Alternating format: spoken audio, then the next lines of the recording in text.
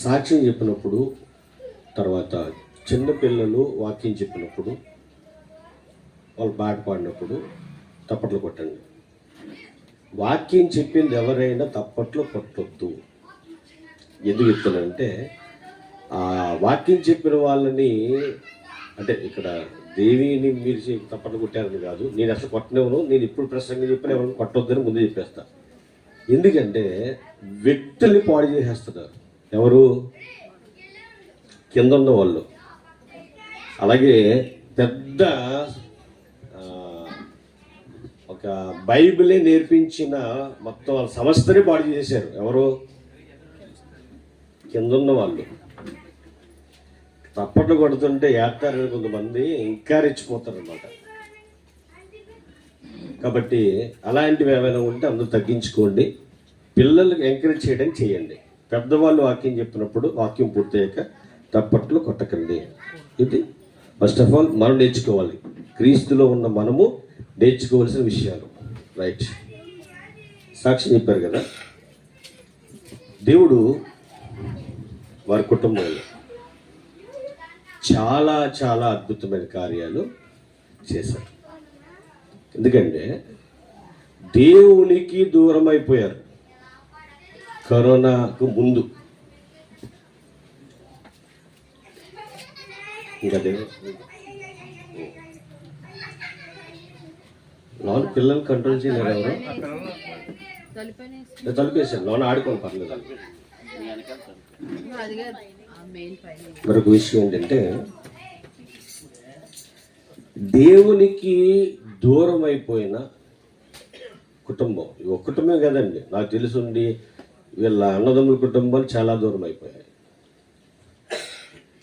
కానీ మళ్ళీ దేవునికి దగ్గర అయ్యారు అని అంటే నిజంగా దేవుని యొక్క ఆకర్షణ వారి కుటుంబాల మీద ఉంది. కాబట్టి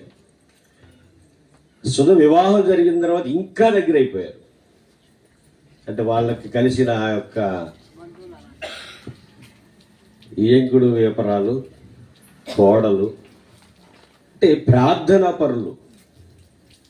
ఇప్పుడు కుటుంబము ఎక్కువ శాతం ప్రార్థనలో ముందుకు వెళ్తుందంటే కారణం ఏంటంటే అందరూ ప్రార్థనా పరులే. నిజంగా వాళ్ళ కుటుంబం గురించి ప్రార్థన చేసినప్పుడు ఏ ఒక్కరన్నా బయట విడవబడ్డారంటే ఎవరు? అందరూ ఎక్కడ ఉన్నారట? దేవుడు. ఒక నోవాహు కుటుంబం వల్లే అందరూ కూడా వాడలోనికి ఎక్కేశారు. మనం చెప్తే చాలా గొప్పగా ఉంటాయి, చాలా దేవుడు చేసిన కార్యాలు చాలా ఉంటాయి. అందుకే దావీదు అంటాడు, అయ్యా నువ్వు చేసిన మేలు నువ్వు చెప్పాలని అనుకుంటాము, కానీ చెప్పాలని అనుకుని చెప్పడం మొదలు పెడితే అవి లెక్కకు మించి ఉన్నాయి. అలాగే వారి కుటుంబంలో కూడా ఆయన చేసిన మేలు చెప్పాలంటే అవి లెక్కకు మించి ఉన్నాయి. మన కుటుంబాల్లో కూడా ఉన్నాయి. అందరి కుటుంబాలలో మరి ముఖ్యంగా మహిమ గల క్రీస్తు ప్రార్థనా మందిరం అనే మన సంఘంలో దేవుడు చాలా అద్భుతాలు చేస్తున్నాడు.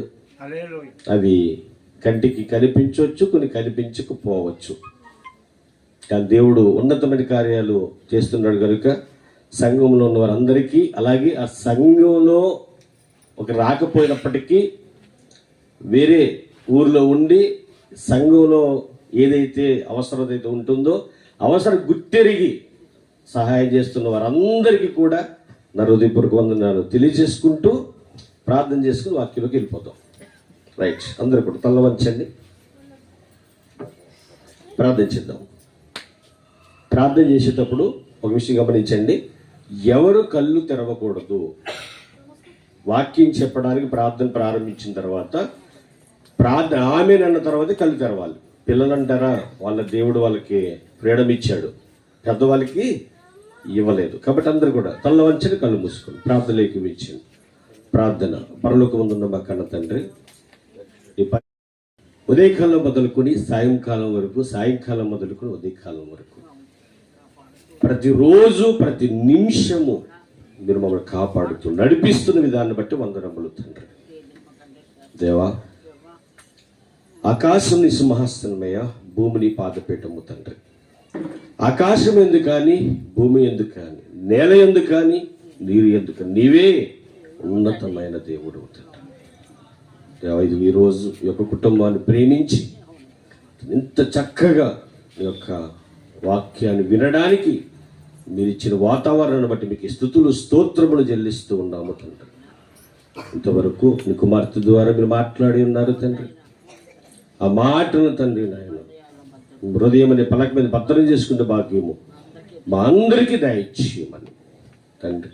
విన్న వాక్యం విడిచిపెట్టకుండా విన్న వాక్యానుసారముగా బ్రతికే జీవితాన్ని మా అందరికి కూడా దయచేయమని, అలాగే ఇంకెవరైతే రాబోతున్నారో వారందరూ రావడానికి అయితే మీరే సహాయము దయచేయండి. వచ్చిన వారందరూ కూడా తండ్రి నాయన నీ వాక్యముకు ఎదురు చూస్తూ తండ్రి ఉండేవారి దయతో మీరే సహాయము దయచేయమని మా కొరకు త్వరలో రానియ్యండి. యేసుక్రీస్తు వారి పుణ్యనామమున ఈ ప్రార్థన మనవదు అడిగి వేడుకొనిచున్నాము తండ్రి. ఆమేన్ ఆమేన్. అందరికి చెందాము. అందరికీ మరొకసారి చెప్పేది ఏంటంటే సెల్ ఫోన్లు ఆన్లో పెట్టొద్దు. ప్రతి ఒక్కరు కూడా సెల్ ఫోన్ ఏం చేయాలి? సైలెంట్లో పెట్టండి, లేకపోతే ఫ్లైట్ ఎక్కించేయండి. మీరు ఎక్కొద్దు. ఏది ఎక్కాలి? మొబైల్ ఎక్కాలి. మీరు ఫ్లైట్ ఎక్కాలని ఆశపడకండి. మీరు దేవుని పనిలో ఉంటే దేవుడు చక్కగా మిమ్మల్ని అన్నీ ఎక్కిస్తాడు. రైట్. ఈరోజు ఆల్రెడీ నిన్నటి దినాన మనం కొన్ని అమూల్యమైన విషయాలు నేర్చుకున్నాం. ఎంత గొప్పగానంటే ఎప్పుడు చాలామంది ఈ క్రిస్మస్ ఆరాధనలో, క్రిస్మస్ ఆరాధన అనొచ్చు కదా, వెరీ గుడ్.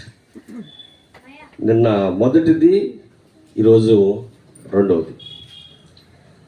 క్రిస్మస్ ఆరాధన అంటే క్రీస్తుని ఆరాధించడం.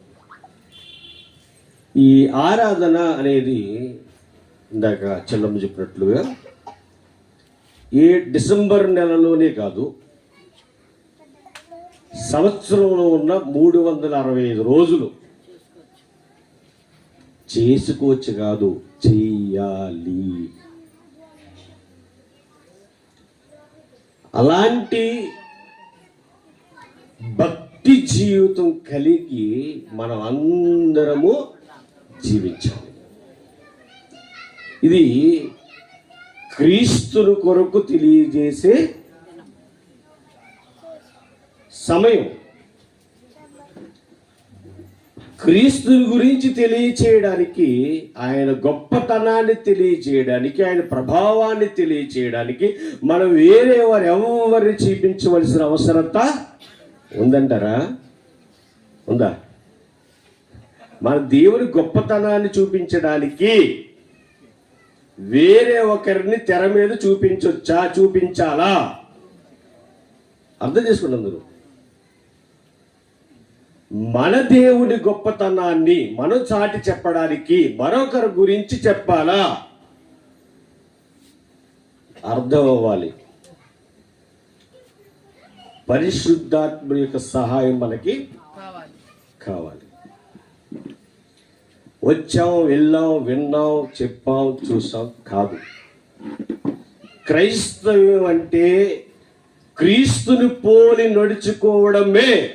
దాన్ని ఏమంటారు? క్రైస్తవ్యం. అది మనం నేర్చుకోవాలి, ఇంక్లూడింగ్ నాతో సహా. ఎవరో ఒకరికి ఆపాదించేది కాదు. ఏదో నేను గొప్పగా బతికేస్తున్నాను కాబట్టి మీరే బతకాలని చెప్పేది కాదు. ఇది అందరూ ఆయనను పోలి నడుచుకోవాలి. నిన్నటి దినాన ఒక అద్భుతమైన ఈ లోకాన్ని రక్షించడానికి వచ్చిన రక్షకుడికి సమరక్షకుడు ఎవరు చెప్పండి? యోసేపు. ఆమె తీసుకుని ఎడుపుదు పడ్డాము, సౌండ్ తగ్గుద్ది.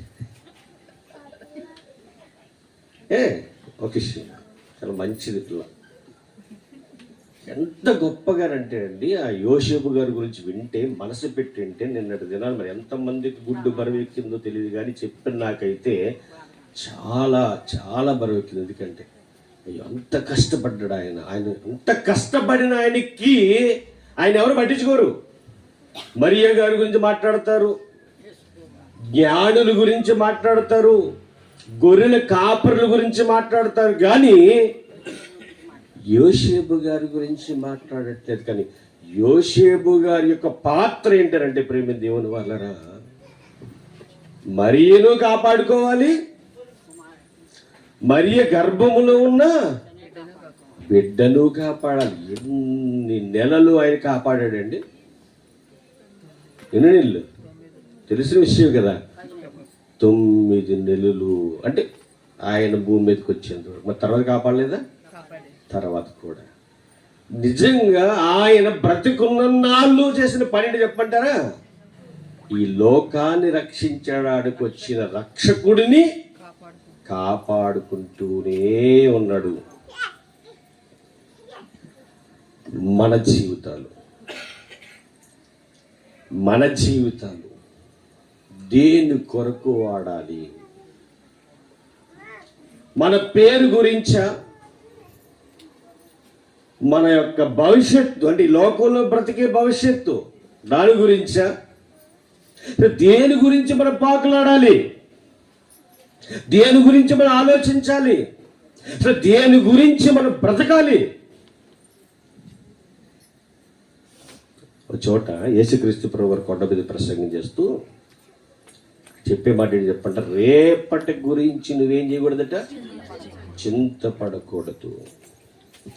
ఆకాశ పక్షులు చూడండి, అప్పుడే మనకు అర్థమైపోద్ది. కళ్ళంట నీళ్ళు వస్తే నిజంగా దేవుని మీద విశ్వాసం ఉంటే, అయ్యా నా గురించి ఎంత బాధ అని పడింది,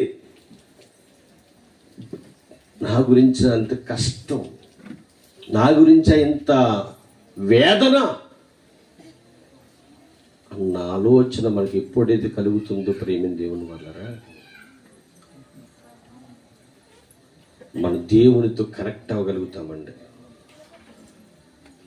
దేవునితో కనెక్ట్ అవ్వాలి ప్రతి ఒక్కరు కూడా ప్రేమ దేవుని వల్ల.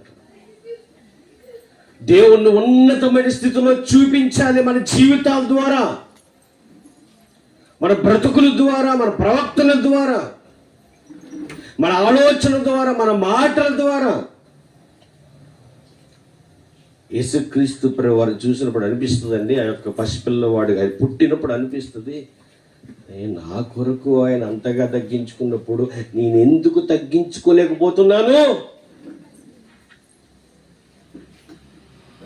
ఒక పాఠం నేర్చుకోవాలి ప్రేమ దేవుని వల్ల. మనం చదువుకున్నప్పుడు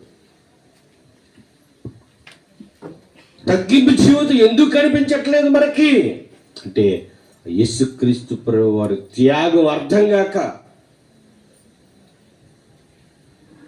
యేసుక్రీస్తు ప్రభువు వారి త్యాగం అర్థం కాక, యేసుక్రీస్తు ప్రభువు వారిని ప్రకటించడానికి నిలబడిన వారందరూ కూడా యేసుక్రీస్తు ప్రభువు వారిని పక్కన పెట్టి నా గొప్ప, నాది, అది, ఇది అనుకుంటూ గొప్పలకు పోతున్న వారు ఈరోజు చాలా మంది ఉన్నారు ప్రేమ. అది క్రిస్మస్ కాదు, అది క్రీస్తుని ఆరాధించడం కాదు ప్రేమ దేవుని వల్ల. క్రీస్తుని ఆరాధించడం అంటే ఏంటో చెప్పమంటారా? మనం మాట్లాడితే క్రీస్తు మహిమపరచబడాలి. మనం ఏదికి ఎక్కితే ఎవరు మహిమపరచబడాలి? దేవుడు మహిమ. నువ్వు ఏదికి ఎక్కితే, ఏదికి ఎక్కేటప్పుడు నిన్నుగా చూడవలసింది ఎవరిని చూడాలి తెలుసా? యేసుక్రీస్తు. అంత తగ్గింపు జీవితం మనకు కావాలి ప్రేమ దేవుని వల్ల. మన స్వభావాలు కానీ, మన ఆలోచనలు కానీ, మన తలంపులు కానీ ప్రతీదీ యేసుక్రీస్తు ప్రభు వారికి తగ్గట్టుగా మన జీవితం ఉండాలి. ఆయన వస్త్రధారణ తెలుసా మీకు? ఎంత బాగుంటుందో, ఎంత చక్కగా ఆయన ప్రసంగేసేస్తాడు, ఇలా మాట్లాడతాడు అని. ఇవన్నీ మనం ఆలోచించినప్పుడు మన తీరు ఎలాగుంది, మనం ఎలాగున్నో చెబుతున్నాము, బ్రతుకుతున్నామా లేదా, వింటున్నాము, బ్రతుకుతున్నామా లేదా, అసలు మన బ్రతుకులో ఈ వాక్యం ఉందా లేదా, ప్రతి మనిషి ఆలోచించవలసిన విషయం ప్రేమ దేవుడు. యేసుక్రీస్తు ప్రభువు రాకడ గురించి మాట్లాడుతూ, మొదటి రాకడ గురించి మాట్లాడుతూ ఇక్కడ లోక గారు అద్భుతమైన విషయం చెప్తున్నాడు ప్రేమ దేవుని వల్ల. చాలా జాగ్రత్తగా ఈ మాటలు వినడానికి ప్రయత్నించేద్దాము. త్వరగానే ముగించుకుందాము, ముందుకెళ్దాం. 2వ అధ్యాయము 8వ వచనం. 2వ అధ్యాయం 8వ వచనం. ఆ దేశంలో కొందరు గొర్రెల కాపరులు పొలములో ఉండగా రాత్రి వేళ తమ మందను కాచుకునిచుండగా ప్రభుదూత వారి యొద్దకు వచ్చి నిలిచెను. ప్రభువు మహిమ వారి చుట్టూ ప్రకాశించినందున వారు మిక్కిలి భయపడి. ఎవరు భయపడ్డారు? గొర్రెల కాపరులు. ఎందుకు భయపడ్డారు? ప్రభుదూత వచ్చింది. దూత వచ్చిన తర్వాత వాళ్ళకి ఆ దేవుని మహిమ కనిపిస్తుంది. అక్కడ ఆశ్చర్యపోయారు, భయపడ్డారు. ఏం జరుగుతుంది ఇక్కడ? ఎప్పుడు చూడలేదే, ఎప్పుడు ఇలాంటి వారు మాకు కనిపించలేదే, ఎప్పుడు ఇంత వెలుగు మేము చూడలేదే, ఇన్ని సంవత్సరాలుగా గొర్రెలు మేపుతున్నాము, ఈ అడవిలో ఉన్నాము అంటే ఇన్ని సంవత్సరాలు ఉన్నప్పటికీ ఏ రోజు కనిపించింది, ఈ రోజు కనిపించింది ఏంటి? ఏ రోజు ఇంత వెలుగులు మేము చూడలేదు, ఈ వెలుగును చూడడం ఏంటి, అసలు ఏంటి అని భయపడ్డారు. వాళ్ళు ఆశ్చర్యపోయారు, భయపడ్డారు. అలా భయపడిపోయిన వారి యొద్దకు దూత వచ్చి నిలిచి ఉండిపోలేదు, కానీ మాట్లాడడం ప్రారంభించింది. యేసుక్రీస్తు ప్రభు వారు పుట్టిన తర్వాత మొట్టమొదటి క్రిస్మస్ ఆరాధన ఎక్కడ జరుగుతుంది అంటారు? నిన్నే ఎక్కడ జరుగుతుంది? యేసుక్రీస్తు ప్రభు వారు భూమి మీదకి వచ్చిన తర్వాత మొట్టమొదటి ఆరాధన, మొట్టమొదటి ప్రసంగం ఎవరు చేస్తున్నారు? దేవదూత చేస్తుంది. దేవదూత ప్రసంగం చేస్తుంటే గొర్రెల కాపరు వింటున్నారటండి. ఎంత గొప్పగా జరుగుతుంది చెప్పంటారు ఆరాధన. ఎక్కడ? మొదటి క్రిస్మస్.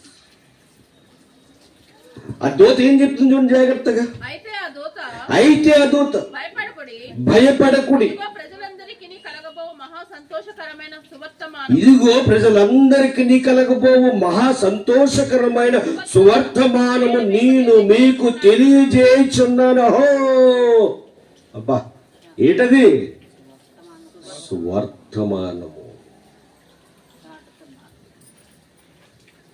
యేసుక్రీస్తు ప్రభు వారి గురించి చెప్పడం స్టార్ట్ అయింది ఆయన భూమి మీదకి వచ్చిన తర్వాత.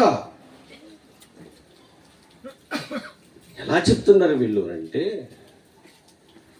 గొర్రెల కాపరుల దగ్గరికి వెళ్ళి ఇదిగో ప్రజలందరికీ కలగబోవు మహాసంతోషకరమైన సువర్తమానం. అంటే యేసుక్రీస్తు ప్రభు వారు భూమి మీద పుట్టడం మనకి ఏంటట?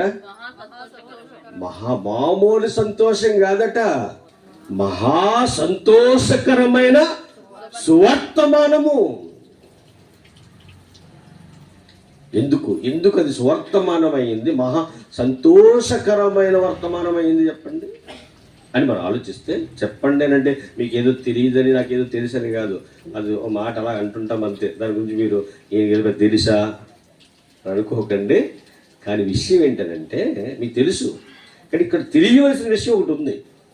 ఏంటంటే మనము పరిశుద్ధులమా, పవిత్రులమా, యథార్థవంతులమా, నీతిమంతులమా, ఏదైనా ఒక ట్యాగ్ తగిలించుకోవచ్చా? ఏ ట్యాగ్ తగిలించుకోవడైనా మనం ఏమైనా, ఇప్పుడు గ్రాసి ఫ్యాక్టరీ ఉందని బలభద్రపురాన్ని, ఆ ఫ్యాక్టరీకి వెళ్ళే వాళ్ళందరూ మనం చూస్తూ ఉంటారు, టోపీ పెట్టుకుంటారు, ఉద్యోగస్తులు అయితే ట్యాగ్ కూడా పెట్టుకుంటారు. అది ఉంటేనే ఎక్కడికి వెళ్ళాలి?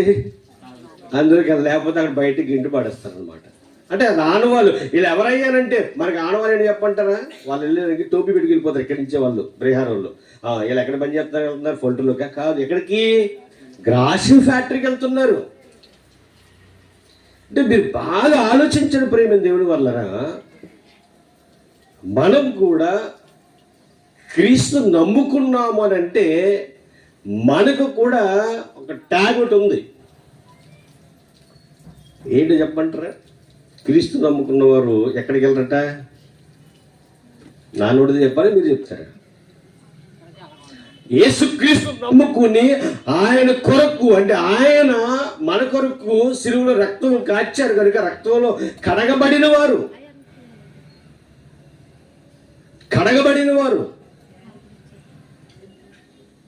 పాప క్షమాపణ నిమిత్తము బాప్తీసము తీసుకున్నవారు ఏం చేయాలి? ఈ పక్క వచ్చి మళ్ళీ ఆ మైక్ శబ్దానికి ఏం చేయకూడదు తెలుసా? అసలు వారం కానీ, నెలకొక్కసారి ఆదివారం కానీ యేసుక్రీస్తు ప్రభు వారి శరీరం అని రొట్టెను, ఆయన యొక్క రక్తమని ద్రాక్షారసాన్ని తీసుకుంటున్న వారముగా మనం ప్రత్యేకింపబడిన వారమా కాదు చెప్పండి? ఇప్పుడు ప్రత్యేకింపబడిన వారము ప్రత్యేకముగా ఉండాలా, లోకంతో సమానంగా ఉండాలా? ప్రత్యేకింపబడడం అని అంటే అర్థం ఏంటనంటే నువ్వు లోకానికి దూరమై ఉండడం. లోకానికి దూరమై ఎప్పుడైతే నువ్వు ఉన్నావో అప్పుడు నిన్ను చూసి దేవుడు ఏం చేస్తాడట? ఆనందపడతాడు, సంతోషపడతాడు. ఆయన ఆనందపడాలన్నా సంతోషపడాలన్నా ముందు మన క్యారెక్టర్ లేదా మన పనులు ఎలా ఉండాలట? దేవునికి నచ్చే విధంగా ఉండాలి. ఇందాక ఒక దేవుడంటే భయం లేనివాడు, తర్వాత మనుషులంటే లక్ష్య పెట్టినవాడు ఒక ఆయన మనం చూసాం. ఆయన ఎంత దారుణంగా ఉన్నాడనంటే ఎవరిని పట్టించుకోవడం, ఆయన బతుకైంది, ఆయన పని అయింది, ఆయన పని అయినే. కానీ మన రక్షకుడు లేదా మన కన్న తండ్రి ఎంత దయామయుడు, ఎంత కనికర సంపన్నుడు, ఎంత జాలి కలిగిన వాడు అనంటే చాలా జాలి కలిగిన వాడండి. ఆయనకు మన మీద ఉన్న ప్రేమ చాలా గొప్పది. అంటే అలాంటి ఒక గొప్ప దేవుణ్ణి, విలువ కలిగిన దేవుణ్ణి, మన మీద బాగా ప్రేమ ఉన్న దేవుణ్ణి మనం కలిగి ఉన్నామంటే అది అలుసుగా తీసుకుని ఏం చేసినా పర్లేదులే అన్నట్టుగా మన బ్రతుకులు ముందుకు కొనసాగిపోతున్నాయేమో ఒక్కసారి ఆగి ఆలోచించండి. అన్నీ నాకు తెలుసు కదా, నేను ఏం చేసినా పర్లేదు లేను కదా, మనం బ్రతికేస్తున్నామేమో, ఆ బ్రతుకును ఒక్కసారి ఆగి ఆలోచించండి అని అంటున్నాను నేను. ఈరోజు ఇక్కడ ఈ యొక్క ఆరాధన మన బ్రతుకును మార్చేదిగా ఉండాలి, మన ఆలోచనలు మార్చేదిగా ఉండాలి, మన ప్రవర్తన మార్చేదిగా ఉండాలి, మన వస్త్రధారణ మార్చేదిగా ఉండాలి. ఈరోజు మనుషులు వస్త్రధారణ కూడా దేవునికి నచ్చట్లేదట. అందుకే తగు మాత్రపు వస్త్రములు అంటే తగ్గించుకుని కాదు, కట్టే విధానంలో, అది మగవారైనా ఆడవారైనా, అంటే ప్రతి దాంట్లోనూ కూడా మనం క్రీస్తుకు తగ్గట్టుగా, ఆయన బ్రతకమన్నట్టుగా మన బ్రతుకు ఉండాలి. ఇక్కడ ఈ గొర్రెల కాపరులకు ఆ దూతలు చెప్పే ఒక మాట ఏంటనంటే, ఇదిగో ప్రజలందరికీ కలగబో ఒక సంతోషకరమైన సువర్తమానమును నేను మీకు తెలియజేయుచున్నాను. దావీదు పట్టణమందు నేడు రక్షకుడు మీ కొరకు పుట్టి ఉన్నాడు. ఈయనే ప్రభువైన క్రీస్తు. ఆ రక్షకుడు పుట్టి ఉన్నాడు అనేసరికి వాళ్ళకి ఆశ్చర్యం కలిగిందట. ఏంటి ఏ రక్షకుడు అంటే? ప్రపంచానికే రక్షణ తెచ్చే రక్షకుడు. అంటే వాళ్ళలో ఏ ఆలోచన మొదలై ఉంటాయి? ప్రపంచాన్నే రక్షించడానికి వచ్చిన రక్షకుడు అంటే ఆయన ఏ అంతఃపురంలోనూ పుట్టుంటాడు. ఆయన ఒక ఉన్నతమైన స్థితిలో ఉండుంటాడు, ఆయన ఒక గొప్ప స్థితిలో ఉండుంటాడు, గొప్పవాడు ఆ కొడుకై ఉంటాడు ఆయన అని ఎన్నో ఆలోచనలు ఒకవేళ మొదలయ్యాయేమో. అంతే కదండి. మరి లోకాన్ని రక్షించడానికి వచ్చే రక్షకుడు అంటే రారాజు. ఆ రారాజు ఎక్కడ పుడతాడు? ఒక ఉన్నతమైన కుటుంబంలో పుడతాడు. వాళ్ళు చాలా ధనం ఉంటుంది, చాలా ఆస్తి ఉంటుంది, చాలా బంగారం ఉంటుంది, చాలా మేడలు ఉంటాయి, చాలా మిద్దులు ఉంటాయి. ఇంక తరగని ఆస్తే ఉంటుంది. ఆ తరగని ఆస్తిలో పుట్టి ఉంటాడు ఆయన రక్షకుడు అంటే అన్న ఆలోచనలో వీళ్ళు ఉంటున్నప్పుడు వెంటనే దూతన్న ఒక అద్భుతమైన మాట ఏంటో చెప్పంటారు. దానికి అంటే మీరు తెలుసుకోవడానికి, మీరు వెళ్ళడానికి ఒక ఆడవాళ్ళు చెప్తున్నారు, జాగ్రత్తగా వినండి అని గొర్రెల కాపరులతో ఎవరు మాట్లాడుతున్నారట? దూత మాట్లాడుతుంది. దూత మాట్లాడుతుంది. ఎవరు మాట్లాడుతుంది చూడండి. దానికి ఇదే మీకు ఆనవాలు. ఒక శిశువు పొత్తు గుడ్డలతో చుట్టబడి ఒక తొట్టెలో పడుకుని ఉండుట మీరు చూచుదురని వారితో చెప్పిన వెంటనే సాకయ్యారు వాళ్ళు. రక్షకుడు అంటున్నారు, గొప్ప వాళ్ళు అంటున్నారు, ఆయన ప్రజలందరికీ రక్షణ కలిగించేవాడు అంటున్నారు. ఆయన పశువుల తొట్టులో పడుకుండడం ఏంటండి ఆలోచనలు. ఇది వింటున్నప్పుడు వాళ్ళకే బాధ కలిగింది. ఇదేంటి నువ్వు నిజం చెప్తున్నావా అబద్ధం ఆడుతున్నావు అన్నట్టుగా వాళ్ళకి ఆ యొక్క ఆలోచనలు వచ్చినాయి. ఈరోజు మనకు అర్థం కావాల్సింది ఏంటంటే, నన్ను రక్షించడానికి వచ్చిన రక్షకుడు ఎక్కడ పుట్టాడట, లేదా ఎక్కడ పొరండు పెట్టారట అని అంటే చాలా చాలా విలువలేని చోట. ఏంటి పశువులు పాకారగానే అక్కడుండే యొక్క ఐటమ్స్ని బట్టి. ఎందుకు ఐటమ్ అన్నానంటే నిన్నే అన్నా అన్ని మన బాగోదని ఐటమ్ అంటున్నా. ఏముంటాయి ఐటమ్లు అక్కడ చెప్పండి? గేదెలు, గొర్రెలు, పశువులు ఉంటాయి. నెక్స్ట్ ఏముంటాయి? అవి వేసేవి పేడ, గడ్డి, దోవలు. అసలే చెప్పట్లేదు అది.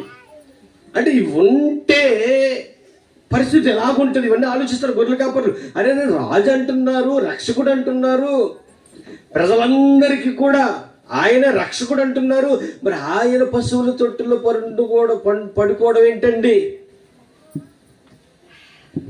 మనకి అర్థం అవ్వాలి మనల్ని రక్షించడానికి ఆయన పరలోకమును విడిచిపెట్టి పాపపు లోకంలోనికి వచ్చేసాడు. ఆయన ఎందుకు అంత తగ్గించుకున్నాడు ఆయన అంటే, నీ గురించి, నా గురించి, ప్రజలందరి గురించే తగ్గించుకున్నాడు. కానీ ఆయనకి ఈ రోజుకి నిందలే, ఈ రోజుకి అవమానాలే. కానీ ఆయన దేనికైనా నేను రెడీ అంటున్నాడు. ఆయన సిద్ధం. ఎందుకంటే ఈ ప్రజలందరూ నా పిల్లలు, ఈ ప్రజలందరూ నా పిల్లలు. కాబట్టి నా పిల్లల కొరకు నేను ఎంత శ్రమ పడడానికైనా సిద్ధం. శ్రమ పడ్డాడా యేసుక్రీస్తు ప్రభువారు. కానీ ఆయన నమ్ముకున్న మనం శ్రమ పడడానికి ఇష్టపడం. కష్టం వస్తే అయ్యా ఇన్ని బాధలు ఎలా తట్టుకోగలయ్యా నేను, ఏదైనా చిన్న బాధ కలిగితే, కుటుంబంలో చిన్న నష్టం వస్తే అయ్యో శ్రమలు ఎక్కువైపోయి అంటాం. శ్రమే క్రైస్తవుడికి ఆశీర్వాదకరం. ప్రేమ దేవుని వాళ్ళు తెలుసా విషయం? శ్రమే క్రైస్తవుడికి ఆశీర్వాదకరం. యోబు శ్రమ పడ్డాడు, ఏమొచ్చింది? ఆశీర్వాదం వచ్చింది. ప్రేమ దేవుని వాళ్ళ పోయింది ఒకంతే, పోయిన దానికంటే రెండింతల ఆశీర్వాదం పొందుకున్నాడు ఆయన. కారణం ఏంటంటే శ్రమలో కూడా దేవుణ్ణి మహిమపరిచాడండి. మనకి శ్రమ రాకూడదు, అంత సుఖంగా ఉండాలి. ప్రసంగం చేసామంటే ప్రసంగం చేసేటప్పుడు కూడా నోరు నొప్పి రాకూడదు. ప్రసంగం చేసేటప్పుడు కూడా చెమట పట్టకూడదు. కాబట్టి ఏముండాలి? మనకి ఫ్యాన్ ఉండాలి. అది కరెక్ట్గా ముఖానికి తగలాలి. మళ్ళీ బైబిల్ దగ్గర బైబిల్ ఎగిరిపోద్ది. కానీ ఎక్కడ తగలాలి? అది ముఖానికి తగలాలి. ఇంకా ఎంత సుఖంగా ఉందనంటే ఈరోజు సేవ ఇంకా నల్లగా ఉన్న 4 ఏమో సేవ చేయడం మొదటి ఎర్రగా వచ్చేస్తుంది అనమాట. ఈరోజు సేవలు అలా ఉన్నాయి. AC AC AC AC. కష్టం ఎక్కడుందని అడుగుతున్నాను నేను. కష్టపడుతున్నారా? నీ కష్టం అనేది నీ సేవలో నీకుంటే నువ్వు ఆత్మీయంగా ఏమవుతావో తెలుసా? అభివృద్ధి అవుతావు. నువ్వు దేవుని సేవలో కష్టపడు, నీకు ఇహలోకంలో ఏదైతే అవసరమో అవన్నీ కూడా దేవుడు నీకు ఇస్తాడు. కష్టపడడానికి నువ్వు ఇష్టపడితే దేవుడు నీకు అన్ని అద్భుతాలే. ఆ కష్టంలో కూడా నువ్వు ఏసీలో లేకపోయినా కూడా ఆనందంగా ఉంటావు. అంటే దేవునిలో ఆనందం అంత గొప్పది ప్రియమైన దేవుని వల్ల. ఇక్కడ మనం చూడగలిగితే ప్రియమైన దేవుని వల్లరా ఇక్కడ చెప్పే మాట ఏంటనంటే, ఇదిగో ఆయన పొత్తుగుడ్డలతో చుట్టబడి ఒక పశువుల తొట్టులో పరుండబట్టి ఉండడం మీరు చూస్తారయ్యా అన్నప్పుడు ఒక ఆశ్చర్యం కలిగింది, కొంత బాధ కలిగింది. అయినా సరే ఇది నమ్మకమైన మాటలాగుంది అని ఒక విశ్వాసంతో వాళ్ళు ఆలోచించడం మొదలుపెట్టిన తర్వాత అప్పుడు చూడండి ఇంకెంతమంది వచ్చేసారు అక్కడికి. దేవుడు అన్న మాట, అయితే లోకం అన్న మాట ఒక మాట, మనిషి మాట అన్నది, మనిషి నాలుక ఎలా ఉంటుందట? 2 నాలుకలట. 2 కూడా లెక్క 2, కానీ 3 గొంతులో 4 పక్కన పెడదాము. ఈ 4 2 విధాలుగా మాట్లాడద్దు అనమాట. నీ మాట అవునంటే అవును. ఎవరన్న మాట ఇది? దేవుడు అన్న మాట. నువ్వు మాట అవునంటే అవును, కాదంటే కాదు. మాటికి మార్చొద్దు.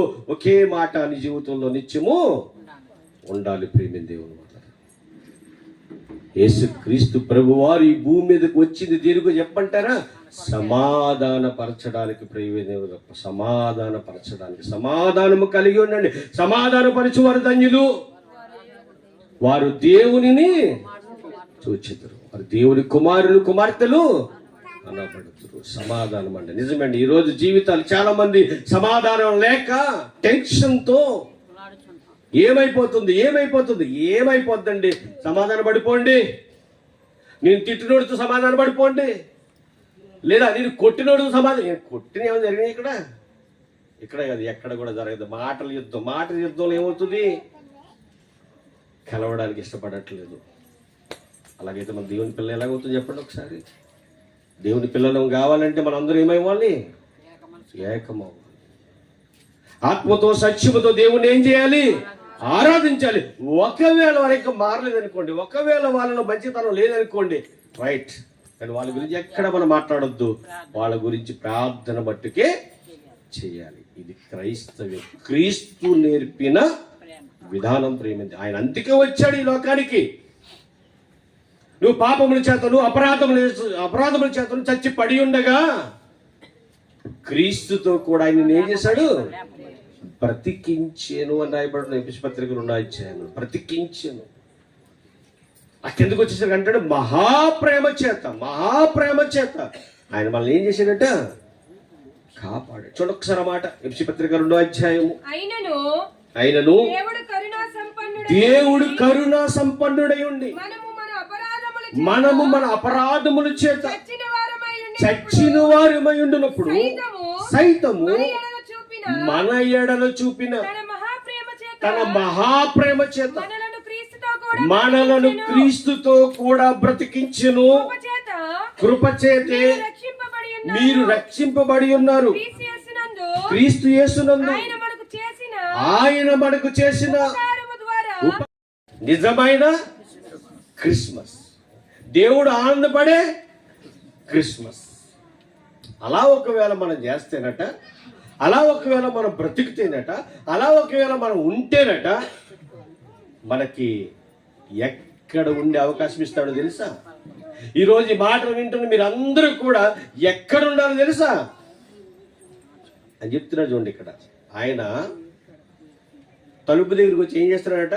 తట్టుతున్నాడు. తలుపు అంటే నీ హృదయం యొద్దకు వచ్చి తడుతున్నాడు. ఇప్పుడు లోన కొండగారు ఉన్నారు, మనం బయట నుంచి తలుపు తట్టామనుకోండి, ఆయన తీస్తే మనం ఎక్కడికి వెళ్తాం? లోపలికి వెళ్తాం. తీయకపోతే బయటకు వస్తాం, తీయకపోతే బయటకు వస్తాం. అలాగే దేవుడు కూడా, యేసుక్రీస్తు ప్రభు వారు కూడా నీ హృదయం అనే తలుపు తడుతున్నారట వాక్యం ద్వారా. ఈ వాక్యం వినబడుతుంది కదండి, ఈ వాక్యం ద్వారా. దాన్ని ఏం చేస్తున్నారట? తీయడానికి ఆలోచిస్తున్నారట.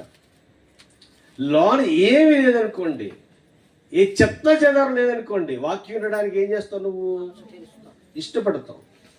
మందిరానికి వెళ్ళడానికి ఇష్టపడతావు. మందిరానికి వచ్చి ఈ యొక్క సంఘంతో కలిసి దేవుని ఆరాధించడానికి ఇష్టపడతావు.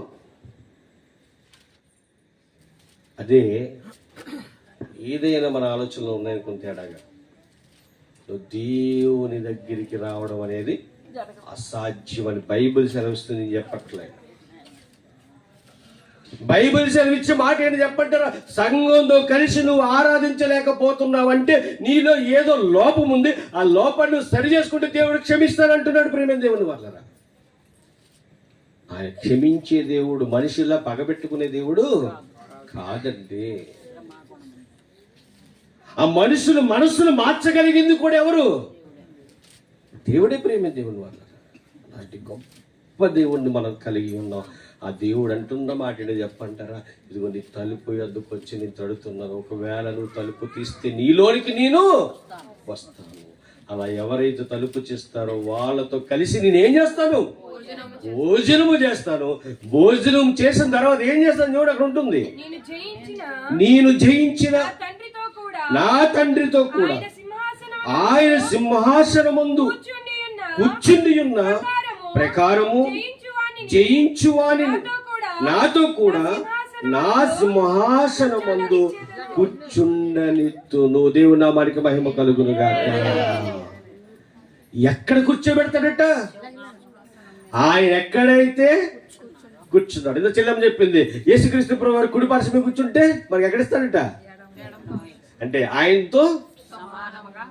ఎంత గొప్ప ధన్యత చెప్పండి.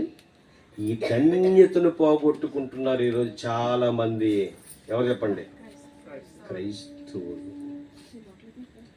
దేవుడు ఇస్తానన్న ధన్యతను దూరం చేసేసుకుంటున్నాం మనం ఈరోజు.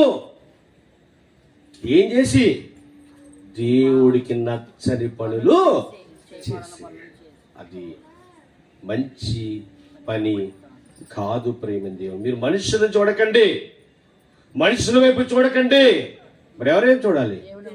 దేవుని వైపు చూడండి. అప్పుడు మనుషుల్లో ఉన్నవి మీకు కనిపించో, నీ దేవుల్లో ఉన్న గొప్పతనమే నీకు కనిపిస్తుంది. ప్రేమ దేవుని వల్ల రోజు నిజంగా దేవుడు మాట్లాడుతూ మాట, నాతో అంటున్న మాట, మనుష్యుల వైపు చూడకు. మనుష్యులు నిన్ను పొగడకపోవచ్చు, మనుష్యులు నిన్ను నిందించవచ్చు, మనుష్యులు నీ మీద లేనిపోనివన్నీ కూడా చెప్పొచ్చు.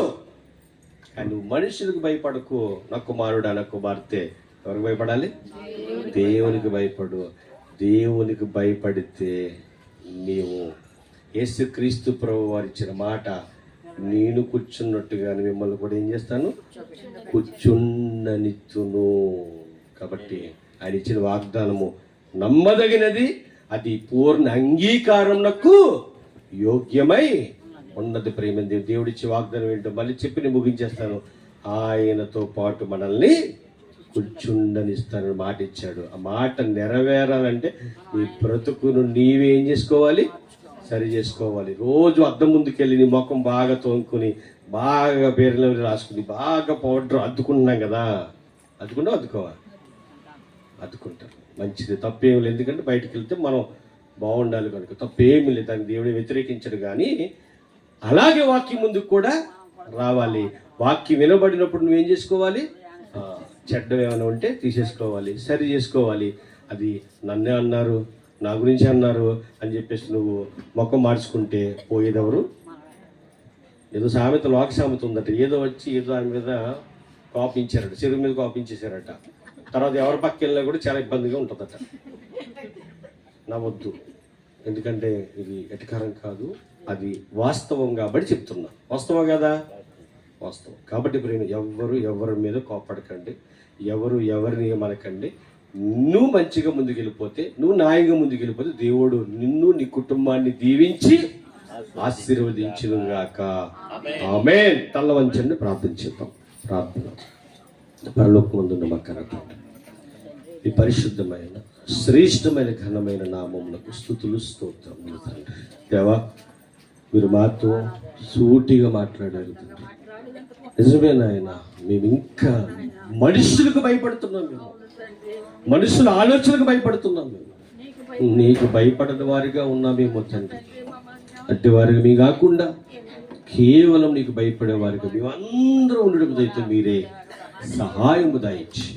ఇంతవరకు తండ్రి ఎన్నో మాటలు మీరు మాతో మాట్లాడాలి. విన్న ప్రతి మాట కూడా హృదయం అనే పలక మీద భద్రం చేసుకుని తండ్రి వాటి ప్రకారం బ్రతికి నాకును మాకును ఉన్న వారందరికీ దయచి. అలాగే నేను మొదటిగా చెప్పినది నీ కుమార్తెనండి నాయన దీవెనని జ్ఞాపకం చేసుకుంటాను. అప్పటి కూడా ఆరోగ్యం ఇవ్వండి, బలం ఇవ్వండి, శక్తి నీ పనిలో ఇంకా గొప్పగా వాడబడుటకు దయతో మీరే సహాయము దాయిచ్చి ఇక్కడ వారందరినీ కూడా దీవించి ఆశీర్వదించు. మా కొరకు త్వరలో రానియండి. యేసుక్రీస్తు వారి పుణ్యనామముని ప్రార్థన మనం అడిగి వేడుకొనిచున్నాము తండ్రి. ఆమేన్, ఆమేన్.